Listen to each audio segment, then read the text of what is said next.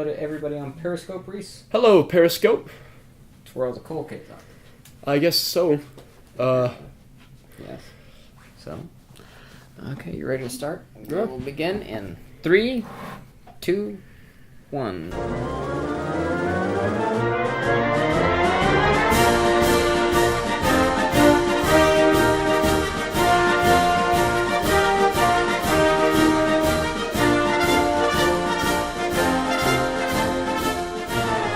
Hello and welcome to this week's episode of the Daily Toreador's Week in Review. I'm Michael Cantu, Opinions Editor. And I'm Reese Nation's News Editor. Okay, where are you visiting with us this week, Reese? What's going on in your life that you needed to stop by today? Well, mostly because no one else wanted to do it. That's the main reason. Also because Alexa Boutwell is so ill that I'm not sure she's going to make it. She has pneumonia, so this might be the end of her. Okay, hopefully, right? Yeah, For those of you who don't know, Alexa Boutwell is a sports editor for the Daily Toreador newspaper, to which we are also a part of. She's deathly ill. She's deathly ill, so prayers or not prayers, I don't care. Condolences. Yeah, yeah. Her boyfriend's about to be single again, apparently, so because she's going to be dead. Yep. What's going on? How's your week been? What's been going on with you? Real busy. Real busy with a bunch of stuff. There's a lot of stuff going on. There's a lot of major milestones. Tech actually just became reached their designation to be a Hispanic serving institution. It has. We talked about that last week, and I thought that was interesting also because they announced that near September 16th, which as a lot of us know is the I believe September 16th, aside from being Mexican Independence Day, is also the beginning of Hispanic Heritage Month. Right. So that was a little interesting coincidence. Was it a coincidence? We'll never know. Maybe not. The current freshman class, I think, stands at about 33.8% Hispanic enrollment, which is the most for any freshman class ever. So that's a pretty significant milestone for here, and I think it speaks a lot to the diversity that our college has. Yeah, it really does. I mean, you can't go wrong with all the Mexican folks around here. Hispanic folks in general. I mean, it's a very interesting dynamic because the campus itself is filled with a bunch of white people. Well, that's right. It is still the majority are Caucasian people. I want to say it's around 60%, but African American minority groups is also on the rise. I think they're at about 12 or 13% enrollment. I think it's a little bit lower than that. I remember last year it was at an even 5% and some change, but around 5%. So it might be a little bit lower. Maybe lower than that. Don't quote me on that. But unfortunately, that they're trying to get those numbers on the rise. And it is. It is going up. Yeah, which is good, because you have a lot of people who, most of those minority populations really don't have as much access to education and what have you. You're right. Yeah. You know why? Because historically they're underserved, and actually when I was talking to Chris Cook about it, he said that in the recruiting they do try to target minority groups that have been historically underserved and on college campuses and haven't had as much access to education historically. Right. Good, that's good for them. They don't have as much pull as you would hope for, but we're trying to work on that. So along, and we are. Oh boy. And along with that, it's a good transition into our first topic. Actually, it is because interestingly enough, because with the Hispanic population on the rise here at Texas Tech University, so is possibly even the safety of some of these students. We have an executive. Well, is it an executive order? It's kind of a dismantling of a current executive order. We don't really know what it is. Yeah, from President Trump. He says, "Hey, DACA students, I'm giving Congress 6 months to come up with a new system for whatever it is that's keeping you people here. Good luck." Yeah.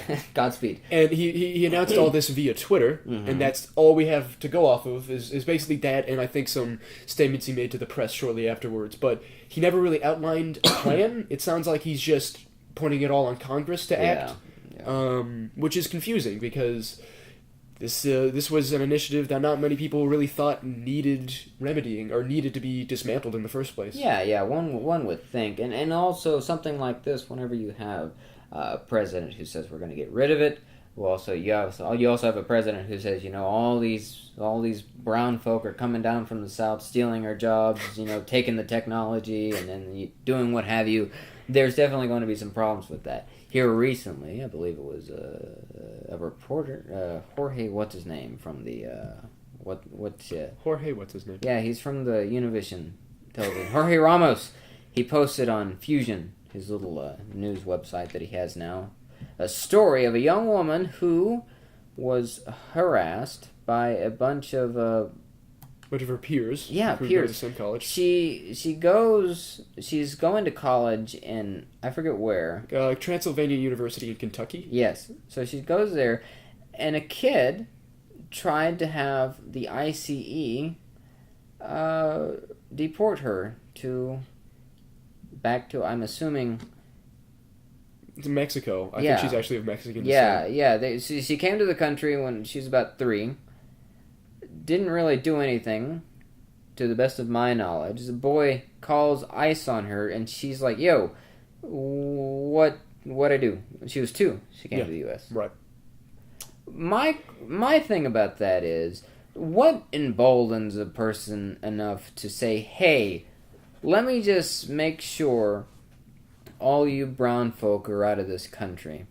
Interesting thing about Transylvania University is they had a little Facebook group where all the people, if you want to say, all the people who didn't want these DACA students in the school, they had a Facebook group, and they put in the Facebook group everybody who they thought was a DACA recipient, everybody who they thought was an quote-unquote illegal. And, her name was Paula Garcia, I believe. Right. Tried to get her out of the country.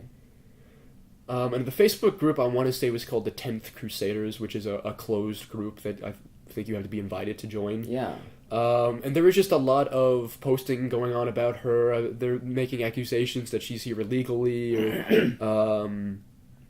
that she needs to be deported, and really, she doesn't. She has legal status. I think because she's a DACA recipient, she's allowed to be here legally. Yeah. And she didn't really do anything to instigate this. She just sort of is different, just is here from another country, and that was enough for them to sort of start over this hysteria and try to get her deported and call ICE on her. Yes, and this also raises the question, what is it with racist folk and trying to do stuff anonymously? Because you look at the places like, or organizations like the Klan, and you look at this little organization, if you want to call it that, it's a private Facebook group, so you have to be invited in it, or you have to ask for permission. Why do people not want to be, why do they not want to come out with their, what's the word? Not hypocrisy, but bigotry, if you will. Why do you think that is, Mr. White Man? I'd love to hear from your point of view. Well, okay. I mean, we're treading into some sticky territory here. Yeah. But I think just because the digital age that we live in, they just are able to remain anonymous, and I think they think that there's generally no repercussions if things remain online. Yeah.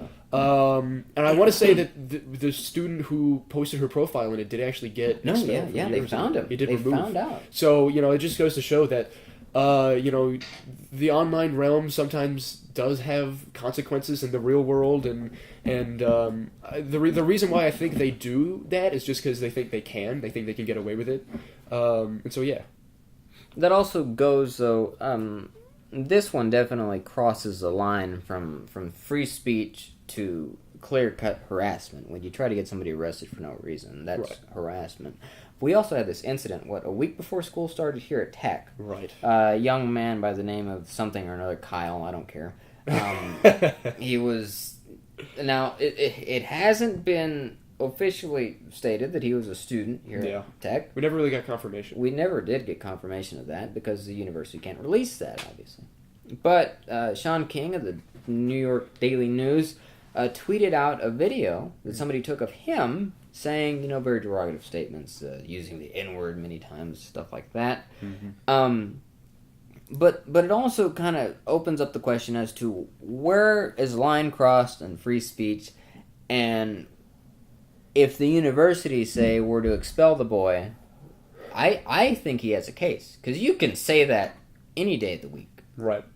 And I think that's... But should you be able to get away with it? Right. And when the university actually responded very, very quickly, to their credit, and when they did respond, they definitely made it sound like that while they don't condone the things he was saying, there's really no stance they can take. There's no action they can take against him, because he does have protected freedom of speech to say that. So while they may not condone it and they may not represent that as an institution, there's really nothing they can do outside of that. So I don't know, maybe just the backlash he felt on social media would be punishment enough. No, for sure. And also, walking into class the first day of school, there's a good amount of people who are like, oh, hey, it's Kyle, the racist. Or whatever his name was. Kyle the racist. Which we never got confirmation on his name either. We don't really even know who he is or that he actually went to Tech. Wow. It just was alleged. From here on out, he will be known as Kyle the racist. That's what we're going to do. It's a new Twitter handle. He'll start a Facebook group now. It'll be called Kyle the Racists. Kyle's the Racists. Kyle's. Tell me about what though, here at Texas Tech more specifically, more close in proximity, the university is going to be hosting a way to help DACA students renew their status, I believe that's right, yeah. So, and we're not necessarily certain that this event is being hosted by Student Legal Services, but on a flyer that was put out online, it said that they are presenting it. So they are involved in some capacity, but basically there's going to be a DACA renewal clinic that is going to be hosted tomorrow on Friday the 22nd from 9 a.m. in the morning to 3 p.m., and that is going to be at Our Lady of Guadalupe Catholic Church, which is located at 1122 52nd Street. And basically, it's just it's a clinic for recipients of DACA to come by, and so they can receive legal advice and see if they're eligible for application renewal. Because I want to say the current window for re-registration is only exists between September 5th through March the 5th, 2018. Mm-hmm. And if you haven't registered by now, it is too late. If you haven't already enrolled in DACA, it is now too late. Yeah. Because and that March deadline is also, the end of the 6-month period. Right. So I have some details on the event here from my phone, but basically, if you're applying for renewal, and your term expires between September 5th and March 5th, 2018, you are eligible for renewal. So that's what they're trying to help people with at this clinic. And you need to bring a certain amount of necessary documents to do that. So you need a form I-82-1D, which is a consideration for DACA enrollment. You need a form I-765, which is an application for employment authorization, or as I understand it, basically a work permit. And then also... Why they need a work permit so they can steal more jobs? That's not... what they're coming here to do, Reese. That's what the president says. He's right. The man's omnipotent. Well, regardless of their... regardless of whether or not they're accepted or not, they do need to pay a $495 filing fee. So you need to pay almost $500 just to be considered for it. And even then, you may not even be accepted. If you want to make the argument that they're here to take jobs, I think there is a very valid argument that counters that says no, that's not what they're here for, because skilled labor markets are very different than unskilled labor markets. Yeah. And we all know how, us red-blooded Americans just love standing out in fields and, picking oranges and all sorts of fruits and that sort of stuff. From what I understand, whenever states try to strengthen or embolden, so to speak, their immigration laws, they oftentimes go through work shortages because they can't retain people in those unskilled labor jobs. Oh yeah, they did that in Georgia, in other southern states. I think in 2009, Alabama, Georgia. Oh, imagine that. Alabama did something racist. Oh, imagine that. Jeff Sessions is from there. Oh boy. But they did that, and they said, hey, all you Mexicans, you get out, you go, leave, and so they did, and all the fruit on the trees rotted, and their they couldn't economy sell suffered. anything. Yeah. So The economy good suffered. job, Alabama. We're learning our lessons here. Speaking of skilled laborers, I'm going to transition to something different. Okay. Here, they have been doing some work on Indiana Avenue and 19th Street, and holy Jesus Christ, our Lord and Savior. Do not go there. Yeah. Do not drive near that area. Avoid the headache. Yes, but on that side note, it was like 98 degrees the other day, and I saw a man with a oh man, what are those things that they just kind of hit? Not a hoe, but they hit him with a pitchfork. Oh, no, a it wasn't a scythe? pitchfork. No, it wasn't a scythe. It kind of looks like that though. Something he was hitting the ground with something sharp and metal, and I could not imagine being in 98 degrees with something heavy already, and already just being fatigued and pissed off. Like, could you imagine?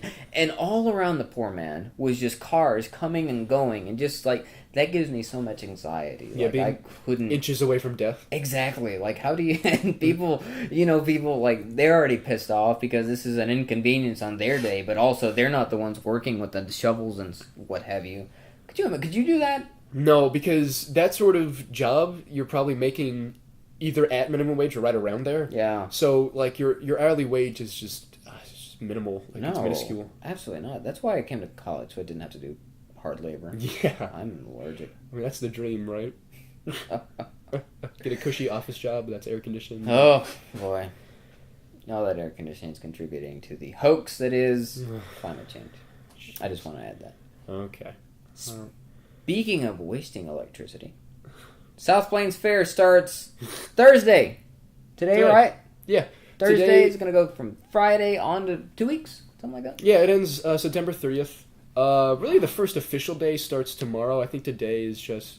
I don't think the carnival is open today, Yeah. but it's so... Friday, as in the 22nd of September. That's right, yeah. And I think that they have waived the admission fee for today, so that way Yeah. people can just come and check it out.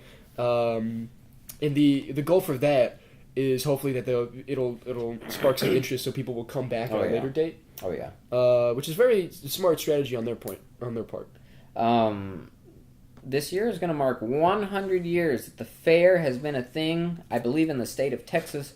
It's also going to mark 100 years that the same rides have been set up and pulled down. So, the point being, don't get on the ride. That is not true at all. I actually just spoke with people from the South Plains. Oh, okay. South Plains Fair.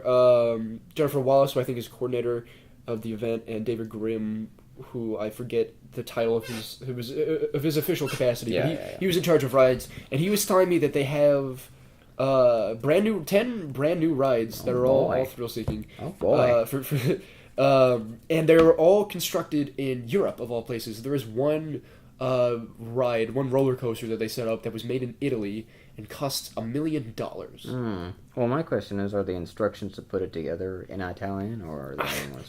I mean, I don't know. Believe it or not, I didn't ask that question. It didn't come to mind for some reason, because I assumed they would make the instructions as clear as possible. At least I would hope so. But yeah, they definitely seem really excited about it. They have another ride called the Stinger, which, in just the way that he was describing it, sounded utterly amazing to me, because it's like a pendulum ride, right, that we're all familiar with, but it has...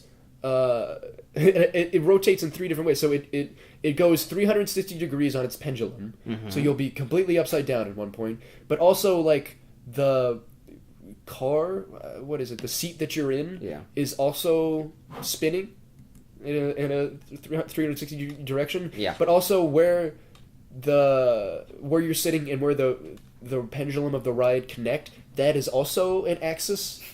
So it's like 3 different areas of rotation, and with all that fair food, I can't imagine that no one's gonna end up all over the place. Are you a big ride guy? Yes, I am. I'm actually from San Antonio, Texas. Oh, so you live right next to all the theme parks, the Six Flags, right? Yes, we have, in my opinion, the best Six Flags that exists, which is Six Flags Fiesta, Texas. All right, nobody cares. I care a lot. No, I don't. I care a lot. I've had birthdays there. I love the Iron Rattler, which has a drop on it that is like below 90 degrees. So it's It's So steeper. does it get colder? It's steeper than 90 degrees. You're hilarious. I am. But basically, it's just when you go over it, it makes you feel like you're gonna fly out of your seat. That's interesting. Yeah. That sounds. I can't do riding then. Coincidentally enough, I also used to work at an amusement park, which was like I absolutely hate riding. What were you, a clown? No, no, because Lubbock has an amusement park, Joyland, where the fun is. So I used to do that as a summer job whenever I was in high school and like 1 year old. Were you the guy in the water tank that got dunked? No, it was I used to like run the big ride for some reason. Like me being 5'6" and then like 110 pounds. They trusted you? It was crazy. Well, because I was the only one with the brain that worked there. Like they had people that worked there that were, by God, a rock could like challenge that kid with the SAT scores. Some of those people there. I'm not saying that they just hire anybody off the street, but there are some dumb people that work there, and it frightened me. But they used to let me run the rides over there, and it was awful because every now and again I'd have to test one out, and they had this Ferris wheel kind of like thing where you used to have the ability, because it was built like a Ferris wheel, see? Yeah. And it had a thing inside of it. That it wasn't like a regular Ferris wheel where you kind of just like stay the same and go around. You had the option of either like doing that, or you could just like kind of stay flat the whole time you're going or up and around. You can't see this in the audio, so I'm sorry. We are periscoping. Yeah, watch this Periscope Live at Michael Cantu DT. But they also had in the little egg, it was an egg-shaped thing. They had like a little, it was in the shape of a circle, but what you could do is you could pull it back and forth. If you left it where it was, then it'd level out. But if you pulled it back, then it would lock it semi, and it'd lock, and then if you let it go, you'd kind of rock around. So you can kind of rock back and forth. It's called a rocko plane. I'm not joking. And so if you held it and you like went all the way around, you could be able to go upside down, and people would just lose their minds. Well, but the way that it's set up is it works on this weight system. See, so there's 8 little eggs on the whole thing. 8 little eggs. Okay, and what you have to do is because there's 8 eggs, the weight distribution has to be precise. If you're going to put somebody on egg 1, then you have to put somebody on egg 8. Right. And if you put somebody on egg 2, then there needs to be somebody on egg 7, and so on and so forth. Right. Well, if you're going to train somebody new to run the ride, then obviously you need the weight. So every now and again, I would have to be the weight. And Jesus Christ, that was the worst part of the job ever. Because sometimes they wouldn't know how to like run the thing, because it had a very, very sensitive brake on it. So like, and you couldn't roll it backwards. If you roll the thing backwards, the ride would literally break. It literally the ride worked on an iron cable. If that iron cable that's going to spin the ride around, if that iron cable gets loose in any way, then the brake doesn't work. Like it's in free fall, like almost literally. If the iron cable got loose, then everything would just like lose its mind. So, did you ever have any accidents? No, not on that one. I did remember one time, like, somebody was running it, and I had moved up. Ooh, boy, look at me. Yeah, I wasn't, like, running rides, but I was kind of supervising an area that... At age 17 or 18? No, it's about 19. Oh, wow. 20-ish, what a maybe. Huge difference. This is my first year of college. This is my first summer in college, and that's when I decided I can't do this again. I'm not in high school anymore. Where was I going? So I was watching, like, this kid, like, he was doing all the right stuff, and it just kept going. And then, like, he tried to put the brake on because it was time to stop, and I saw the, like, little cord just, like, drop off the side of it, and I was like, whoa, that's not supposed to happen. I got on the walkie-talkie, I was like, yo, this thing, just come here, everybody. What happened then? What you have to do, you just, like, have to wait it out. Like, you just wait it out, and the heaviest part of the ride is going to stop first. Yeah. So it's going to stop at the bottom, so you just kind of wait it out. And we had some supervisors, too. They had to go, like, near the ride, and they'd have to hold it. You have to put... And this was, like, up a good 3 or 4 feet off of... It had a little porch thing to it. So you couldn't just, like, plant your feet and just hold it. Like, you had to, like, get on this little porch, plant your feet and like grab onto the railing and just make sure it didn't go anywhere. Like, mind you, there were about five. Nah, I don't think the ride was completely full, but there were a good like 5 or 7 people on there already. So like the supervisors, who somewhat strong gentlemen, were able to, they're carnies, so that what they lack in mind power, they have strength, right? They're carnies. I love them to death. What they lack in teeth, they make up for in, I don't know, something else. Strength. Strength, I guess. But so they had to hold on to it, and then whenever it was time to bring somebody else down, they'd have to do that. There was another ride that did that, but that's another story. Regardless of the situation, there's also another question that I have about the fair. What is safer? Fair food? What is... sorry. What is less dangerous? Fair food or the rides? That's the real question. That is the real question. Because every food there is dipped in grease and just, like, fried twice. Yeah, that's kind of the best / the worst part, because if you're like me and you like a good funnel cake every now and then, you look nowhere else than your local county / state fair. But it's not so much the food itself. It's what they put on it. Oh yeah. So they dip that in chocolate sauce. Yeah. They put whipped cream on it. With the funnel cakes, they take a lot of creative liberties there.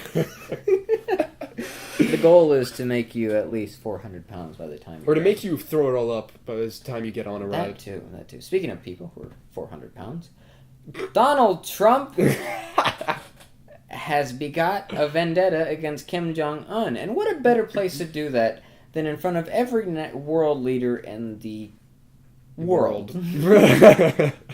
He makes his speech... At least in the UN. Yeah, Not in the world, but in the UN. All the important countries are there. I mean, are they not? All of our allies are, so I guess to some extent you're right. I am right. So he makes a speech in front of the UN saying he's going to basically, we'll use full force if we have to against North Korea, because diplomacy is not a thing anymore. Diplomacy hasn't worked. Which, like, I'm cool with, because, we all like going to war with countries. I like it. I like shipping people off. I don't understand why... that aren't me. Yeah, I don't get why he... And not just Donald Trump, but also Mike Pence and other people in the administration. I don't get what they mean when they say diplomacy hasn't worked, because it's worked pretty well at avoiding war or nuclear holocaust to this point. I mean, that's the thing. These people, they like to play the part of big tough man. Oh, look at me, I'm Mr. Brawny. Ooh, I'm Mike Pence. I have a big chest and I wear a suit. I'm Donald Trump. I'm a big fella. They like to play... God's a long tie. That tie. They like to play this game of, ooh, look at me, I'm Mr. Tough Guy. But if you think about that in terms of sending other people's kids off to war, that kind of makes you... turns your little argument upside down, at least in my opinion. I'm not going to, if I were ever in that position, I'm not going to say, hey, we're going to ship people off to war. Ain't going to be my kids that are doing it, you bunch of losers. Yeah. Send your kid. Well, not only that, that's what you get for being poor. Donald Trump is the correct age to have served in Vietnam. Yeah. There was a draft at the time, I'm pretty sure. But did he? He did not, because of bone spurs. Poor kid. I mean... Well, you don't want to be running around, in the jungles trying to fight the Viet Cong and then get a cramp. Well, he doesn't, apparently. I mean, I don't know. I feel bad for him. He had to live with that all his life. There's bone spurs in his ankles. I mean, man, I wouldn't want to do that. Also, I don't feel as bad for the people who, I don't know, lost their legs and their minds. I feel worse for Donald Trump. He has to live with those... God, poor fella. Well, he's the real victim here. Is he not? I mean, why are people so mean to Donald? What'd he do? Besides try to act like a adult. Away. I mean, I don't know, Michael. I don't know. That's what I've been saying this whole time, is that who the real victim in all this is? The billionaire who now runs our country. The alleged billionaire. We don't actually know how much he's worth, because he hasn't put out his tax all his returns. life. You know why he's been victimized all his life? Because he's white. They wouldn't have done this to Obama. Very true. Which actually, going back to the North Korea thing, There was a time last year. You mean stay on topic? The year before. Yeah, something like that. But there's a time when North Korea, I should say, was making similar threats of nuclear holocaust and making threats towards us. And under Obama's administration, our reaction was very meh. Like we just didn't react at all. Yeah. We just sort of did nothing and waited it out. And eventually they went away. I want to say this was in retaliation to the interview that had just come out with Seth Rogen and James Franco. There was a lot of time before that as well. Yeah, I mean, this has happened more than once. Yeah. But basically, our strategy to this point has just been to ignore them, and just let them go about their little temper tantrum, and then eventually they'll just get bored and leave. And that seemed to have worked so far. But now you have Donald Trump calling him Rocket Man. He's a Rocket Man, and saying that he has a death wish for him and his entire regime, and we're going to go to war with them if we have to. We'll wipe them off the face of the map. I mean, but there's about 25 million people who live in North Korea that are basically going to be held responsible for the threats that their government is making. Yeah, no doubt. And also, here's one thing that's interested me since I think last week or the week before that, was the U.S. and many other countries have also, released a whole bunch of sanctions against the country. Right. The UN has taken a harder stance this week after this meeting in wherever they had it, I forget. But my point being is that this cannot be a self-sustaining country. I mean, every country in this world, just they have their things they can do, but you can't do everything. Yeah. And especially if you're North Korea, where you really have a very boxed in, way of living. How do they have the money to do things like this? How is it that they're able to get these resources? And especially now, I think the amount of resources that they're going to have, at hand, is going to decrease dramatically. And that is also one reason why sanctions can work. Why, if you stop giving them things, oh boy, look at that. I can't plant the seeds without the seeds. Can't make cucumbers without, cucumber seeds.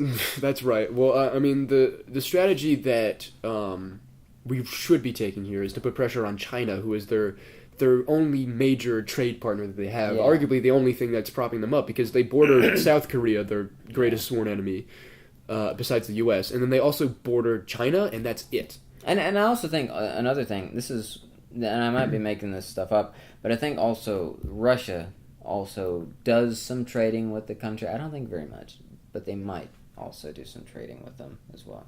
I think I've heard something like that too, but I don't want to say anything that is completely wrong here, because I'm not sure. Yeah, God forbid we say something bad about Vladimir Putin. Him too. Why is everybody always mean to Vlad? He's so great to the media. He's just trying to run his country. You know Russia doesn't have any gay people in that country? I mean... That's a milestone. Okay, wow. Okay, well, this is uncomfortable now. Speaking of Russia... Okay. There is, according to basically all of our intelligence agencies, there is a very good to very, very good chance that there was some meddling in our election, and I kind of hate that term because I feel like grandmothers meddle. This was more of a... They're trying to get their grandson back with his ex-girlfriend. This was more like an outright cyber attack, okay, on our democracy. Yeah. Anyway, I'm not a big fan of the term meddle. It makes me think of Scooby-Doo, like you and those meddling kids. Meddling kids. Meddling Russians. This does also bring up another point that one thing, people are always, the media is just trying to get us against the president. No. The thing about these things is that whenever when you have stories like this, nobody's saying that the entire country of Russia is out to get America. Ooh, oogie boogie, oogie boogie. No. What's happening, though, is that Russian politicians, what's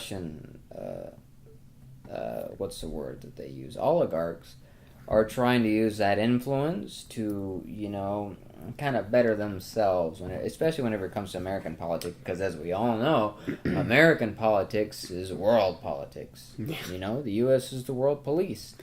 The old phrase, America, F yeah. Okay. Well, this is not a podcast we can curse on, apparently. But Russian diplomats, Russian democracy, Russian politics has had an influence somewhat on American governance since at least the pre-Cold War era.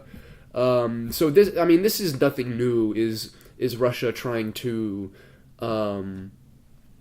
sway American politics in a way that benefits them in a way, or in some capacity. So they definitely stood to gain something if Trump won, and they didn't really stand to gain as much if Hillary Clinton won. Obviously. So they did have a major incentive, you could argue, to meddle in our election, or to influence our election. I shouldn't say meddle. But, yeah, they definitely stood to gain a lot more from a Trump victory than a Clinton victory. And now there's this whole investigation going on. You know, I find it odd that pretty much immediately Trump fires immediately into his administration, I should say.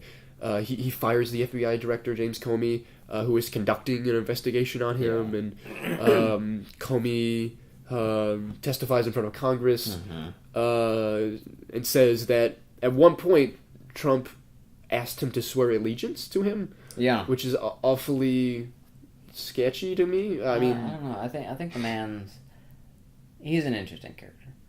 And you can't really pinpoint. And he's unpredictable too. Nobody knows what in God's name he wants. Are you saying Trump or Comey is unpredictable? Trump. Right. Here's something completely off topic, but I have to say this because I keep forgetting to mention this every time James Comey comes up. That man is stupid tall. Like, he's always, in every picture ever, he's always sitting. But then you see him walking on camera, and he's like 8 feet. He's huge. And he doesn't look like it. He has the face and the torso of a small man. Not a small man, just an average-sized person. Man. But then he gets up and his his arms are like hitting the floor as he walks, and like his legs are just tall and lanky. He looks like that little weird character on China, Illinois, the show. You talking about Baby Cakes? Yeah.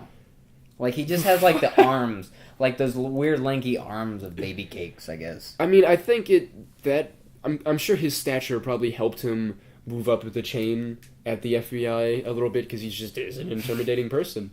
Who just gets a job with the FBI, though? Like, you just like come to Thanksgiving dinner. What's new with you? Oh, just got a job with the FBI. Working on some top secret stuff. Can't talk about passive potatoes. Just got a new job. Can't talk about it all.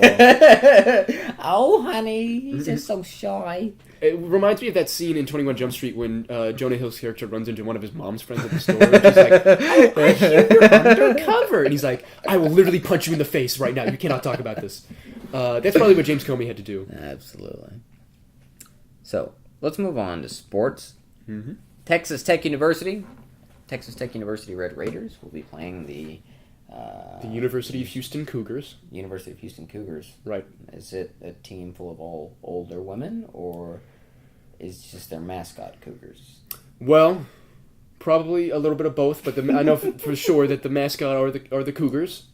Okay. And they're a pretty prestigious football program, and they are a team that have been nationally ranked. Are they really? I thought they were. I don't think they are ranked this year because they have had a coaching change. Their head coach, Tom Herman, left to take the coaching job at UT. Oh, he did, didn't he? Yeah, he did. So now Major Applewhite, who used to be, that's his real name, Major Applewhite, who was a quarterback at Texas, University of Texas, who was their offensive coordinator, I think, during the part of the Charlie Strong era, and part of was brought in the Mac Brown era. Oh, okay. He's now their head coach. Interesting. And so he has full reins there, and it'll be interesting to see how these two teams play each other, because Tech has a very relenting offense. Yeah. And the Cougars have a very sturdy defense. Yes. And so it'll be interesting to see if it's an all out shootout, or if it's more of a defensive. Battle. Well, prior to the weeks past, I don't have as much faith in the opposing team as I do in Tech. I think Shimmy and the boys will have a decent chance at a full all out victory. Now, these last few weeks I've been saying the opposing teams had, but I've been proven wrong. Right. I'll give it to them just this week. Next week, it's another story. Here's what's causing more of a stink, though. Not the stats, It's not the team, the opposing team. I know what you're talking about. Former Texas Tech coach, also a parent candidate for whatever the hell state he's in, Tommy Tuberville is going to add the color commentary to Texas Tech's game, and people in Lubbock are losing their minds. There's been a petition online to stop it. We're gonna ban Fox Sports from doing these things because football. Yeah, for those who are not familiar, Tommy Tuberville was head coach at Texas Tech, and he had a less than successful tenure, to say the least. Like a year and a half, 2 years, something like that? I think it was all of 3 years before we got rid of him. Not very long. But I don't think we had a winning season, but he was here. And yeah, they're advertising him as a football analyst, but I would use that term very loosely because he doesn't analyze a lot of things, I want to say. I think he... if he talks about football the way he coached, then, I don't know, every third down he's just going to be talking about how they should run a draw play up the middle, which would just, I don't know. Tommy Tuberville, I'm going to go out on a limb. Maybe not the greatest football mind of our time. I think... Punt it! They'll never expect it! Well, I think... I know... It's first down! Punt it on first down, I wouldn't put it past them. They'll never expect it. They wouldn't expect it. I wouldn't. You pin them deep, but you also wouldn't score any points. So, there's that. I think a better color commentary analyst that they should have gotten, although I understand he does still have a head coaching job, Mike Leach would have been way more interesting. No, Mike Leach, get off that business. No, I'm not a big Mike. I'm going to stand by that and say I would at least be more interested in hearing what he has to say than Tommy Tuberville. I mean, if you like to hear about... I don't like Leach. I think he's no. What do you know about him? I don't like him. Tell me a thing you know about him. All I know is I'm great friends, and by great friends I mean I've talked to this man twice. In the same way you're great friends with Tech President Lawrence Skubanek? Yes. I'm great friends, loose term, with old former Chancellor of Texas Tech University, Kent Hance. Now, there's this conspiracy going around that Mr. Hance, who used to, practically run the state of Texas, wanted Leach out so he can get Tuberville in. Now, I doubt that very much. And all that Mike Leach does nowadays is every third word out of his mouth is, I miss Texas Tech, and Kent Hance was out to get me. I'm Mike Leach. They made me move to Washington. Well, it definitely felt like a political decision at the time because this was in the wake of him putting one of his players in an electrical closet. Yeah. Also, locking him in there. What school can you go to where that's okay, though? It wasn't... I don't think it was a big deal that it happened. I think that it was a big deal that it just happened to be former Heisman candidate Craig James' son, who was a running back for SMU and also had a career in the NFL. But I think it was mostly because it was the son of a prominent former football player. And it was more of a disciplinary move because although he was probably exhibiting symptoms, I think Mike Leach mostly just wanted to teach him a lesson. That's a good lesson to teach. Yeah. Teachable moment. How do I lose my job? I was a high school football player, and if my coaches locked me in an air-conditioned, dark closet for all of practice, I would have been just okay with that. That sounds way better than having to run wind sprints in 100-degree weather. The fact of the matter is, all Leach talks about is Texas Tech, and Kent Hance. I mean, get over it. You got fired for a reason. I will admit, but he was good. We did have a good times back then. But there's some things you can, and there's some things you can't do. Yeah, the man looked like he was a beaten-up trash bag every time he'd get out on the field. You can't go representing Texas Tech like that. I don't know where the trade-off is, because we have Mr. Pretty Boy, who barely wins games. I mean, he's won 2 games this season. Did he win the last one, though? Was that a real victory? I think it was, because we lost to Arizona State last year. Well, I mean, if you go look at the third quarter, though, where were we at? We were at, 35-17 by the beginning of the first quarter. The game was tied. Which, by the way, was iffy because there was some controversial, to say the least, penalties in the first half that led to a score. Controversial penalties that eventually, they eventually led to a score. Relative term. And it really kind of kept them in the game. And I think if those calls had gone the other way, it wouldn't have been as close. I think you're full of it. Okay. What's your prediction this week, though? What do you think?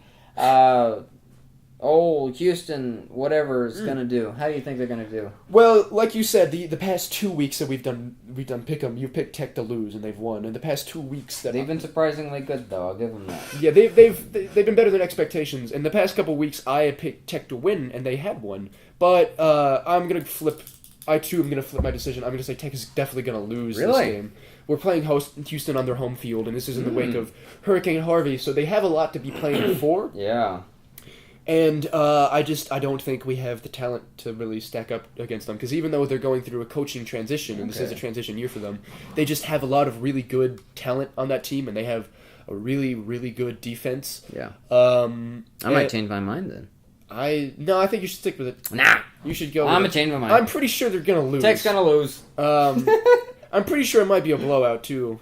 I'm back on the train of no faith. Because Tech was just so undisciplined in their win against Arizona State that I think penalties are going to cost them a lot. And I don't think we have the firepower to really stack up against Texas Tech. I know we really don't have the defensive talent to do it. So I'm going to go ahead and say Tech loses with a score of, I'm going to say 60-42. Oh my God. Okay. 60-42. I'm going to say it's more of a shootout, and our defense just doesn't get the job done. I think the offense gives it a resilient try, but they ultimately fall short and only score 42 points as compared to the usual, 50 or so. I say 45-24. Tech loses. Tech loses. Okay. I mean, that's a fair prediction that you just changed going into this right now. Yeah. Okay. You know, I don't have a kitty in this fight, so.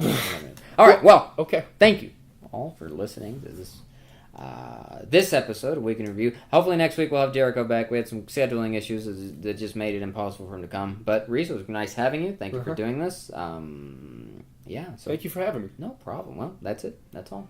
Let's all y'all had a ball.